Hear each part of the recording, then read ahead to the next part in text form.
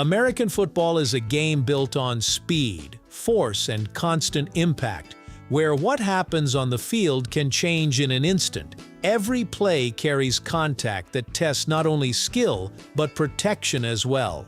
But behind all the collisions and intensity is one piece of equipment that quietly shaped the way the game is played today.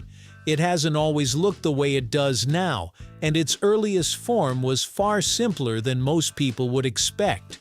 Over time, it changed in ways that matched the growing demands of the sport itself. So how did something so basic become one of the most advanced pieces of protective gear in all of sports? Let's find out right here on History of Simple Things.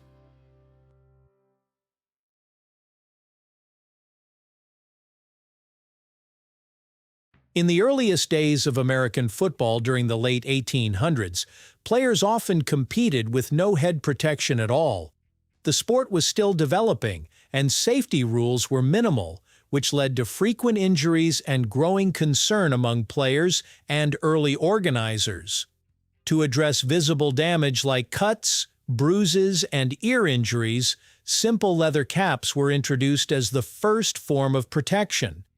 These early helmets were soft, handmade, and inconsistent in quality, offering only slight cushioning against impact and very limited real safety. By the early 1900s, as college football became more organized and competitive, leather headgear started to spread more widely across teams. Although still primitive, this marked the first real step toward intentional safety equipment in the sport. During the 1910s and 1920s, football became more physical and structured, exposing the clear limits of early leather helmets in heavier collisions. Manufacturers responded by reinforcing them with thicker padding, stronger stitching, and improved overall construction to better handle repeated impacts. One key development was the suspension helmet, which used internal straps to slightly lift the shell off the head, helping reduce direct force during contact. While protection was still limited compared to modern standards, these changes showed a growing effort to improve player safety through more thoughtful design. This period marked an early but important shift toward treating helmets as engineered protective equipment rather than simple gear. The 1930s brought a turning point as new materials began replacing traditional leather construction. Early experiments with molded plastic helmets showed better durability and more consistent protection under impact.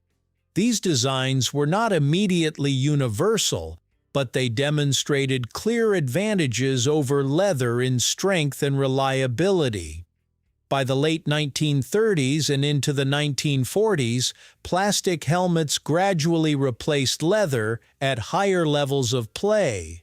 This transition also helped standardize production and set the foundation for modern helmet design across the sport. After World War II, helmet design rapidly modernized as plastic became the standard material. By the late 1940s, professional football had fully moved away from leather helmets in favor of stronger plastic shells. Internal padding systems also improved, allowing better absorption and distribution of impact forces.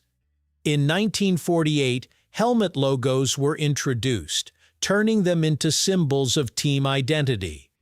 The 1950s brought another major milestone with the face mask, which significantly reduced facial injuries and changed how players engaged in contact during games. From the 1970s onward, helmet development became increasingly driven by science and engineering. Polycarbonate shells replaced earlier plastics, offering greater strength while reducing weight. Inside the helmet, padding systems evolved into layered foam and air-based designs that better managed impact energy.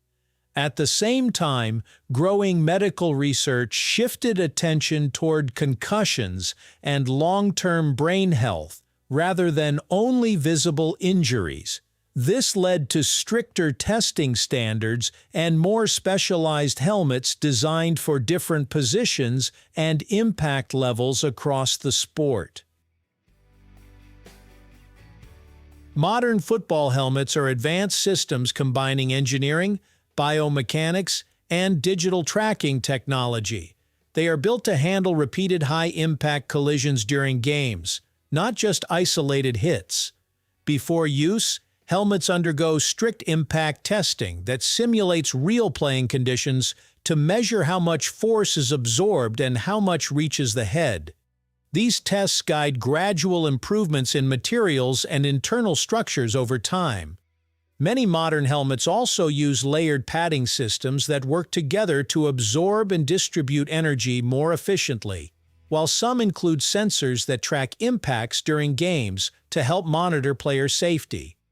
Although no helmet can fully eliminate injury risk, these advancements have significantly reduced the severity of head impacts compared to earlier generations.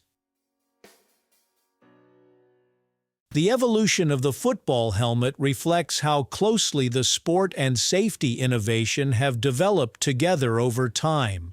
What began as simple leather protection has become a highly engineered system shaped by advances in materials, design, and medical understanding. Each stage of development built on the last, gradually improving how players are protected without changing the core intensity of the game.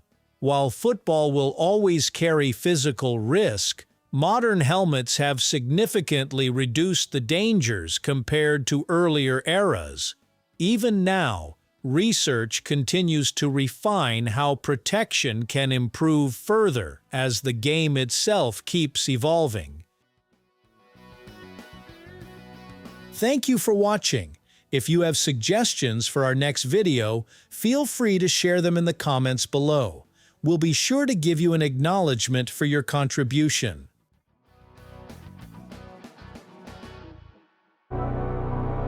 Thank you for joining us on this journey through the history of simple things. Don't forget to like, subscribe, and stay tuned for more stories woven through the smallest details.